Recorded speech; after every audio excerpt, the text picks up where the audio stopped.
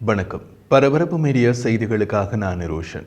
மத்திய பெய்ரூட் கட்டடத்தின் மீது முன்னறிவிப்பின்றி நடத்தப்பட்ட பெரிய அளவிலான இஸ்ரேலிய விமான தாக்குதலில் குறைந்தது 20 பேர் கொல்லப்பட்டனர் மற்றும் பலர் காயமடைந்தனர் என்று லெபனான் அதிகாரிகள் தெரிவித்தனர்.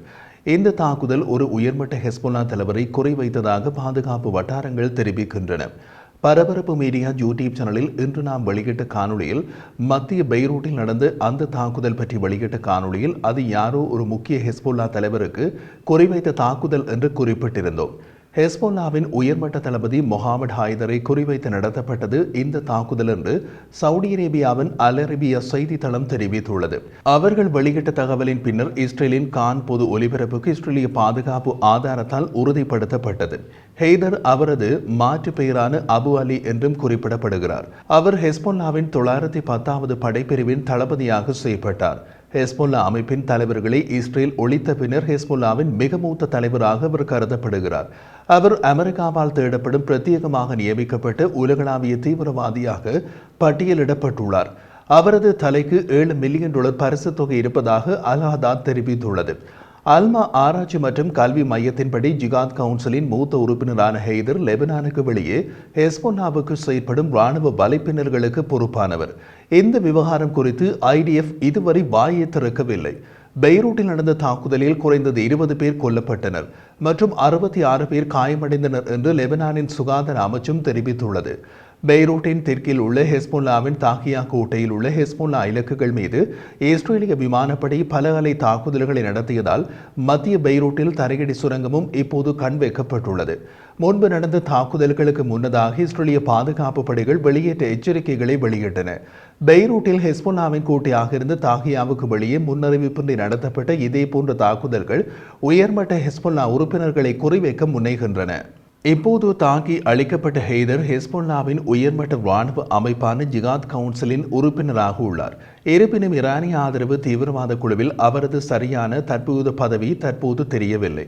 கானின் கூற்றுப்படி ஹைதரும் மற்றும் ஒரு உயர்மட்ட ஹெஸ்போல்லா தளபதியுமான ஹெய்தம் அலி தபாதபாய் ஆகிய இருவரும் தான் ஹெஸ்போல்லாவின் நீண்டகால தலைவர் ஹசன் நஸ்ரல்லாவை இஸ்ரேல் கொன்றதில் இருந்து ஹெஸ்போல்லாவின் உண்மையான இராணுவ தலைவர்கள். 2005 மற்றும் 2009 இடையில் ஒரு ஹெஸ்போல்லா நாடாளுமன்ற உறுப்பினரான ஹைதர் நஸ்ரல்லா செப்டம்பரில் படுகொலை செய்யப்படும் வரை அவருக்கு நெருக்கமான ஆலோசகராக இருந்துள்ளார்.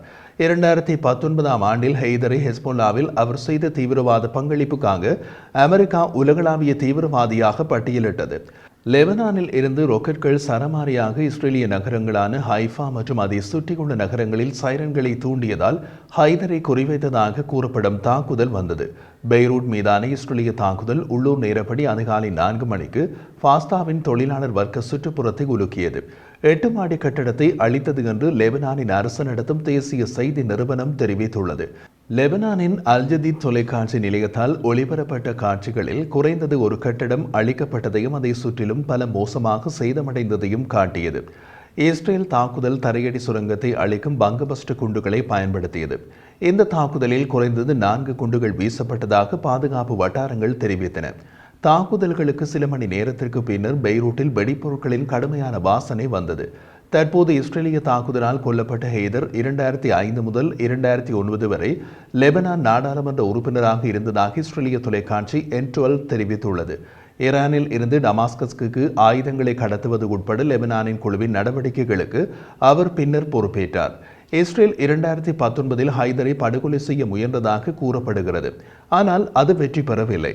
கடந்த 24 மணி நேரத்தில் IDF கூற்றின்படி இஸ்ரேலின் போர் விமானங்கள் பல ஹெஸ்போல்லா கட்டளை அறைகள், ஆயுத கிடங்குகள் மற்றும் தாகியில் உள்ள பிற தீவிரவாத உள்கட்டமைப்பு தளங்களை தாக்கியுள்ளன. தாக்குதல்களின் காணொலி காட்சிகளை ராணுவம் வெளியிட்டது. இதற்கிடையில் தெற்கு லெபனானில் உள்ள சர்வதேச கண்காணிப்பு படையான ஜுனிஃபிலை சேர்ந்த 4 இத்தாலிய துருப்புக்களை ராக்கெட் தாக்கியதற்கு ஹெஸ்போல்லாவை IDF குற்றம் சாட்டியது. தெற்கு லெபனானில் சாமாவுக்கு அருகில் உள்ள ஜுனிஃபில் தளத்தை தாக்கிய ஏவுகணை டெய்ர் ஹானூன் அல் நக்ர் கிராமத்தில் இருந்து ஏவப்பட்டதாக IDF தெரிவித்துள்ளது. ஏற்றுக்கொள்ள முடியாத சம்பவத்தின் பின்னணியில் ஹமாஸ் இருப்பதாக ஆரம்ப சாட்சியங்கள் சுட்டிக்காட்டுவதாக இத்தாலியின் வெளியுறவு அமைச்சர் அன்டோனியோ தஜானி கூறினார். அக்டோபர் 8, 2023 முதல் ஹெஸ்போல்லா தலைமையிலான படைகள் வடக்கு இஸ்ரேலில் லெபனானில் இருந்து தினசரி அடிப்படையில் தாக்குகின்றன.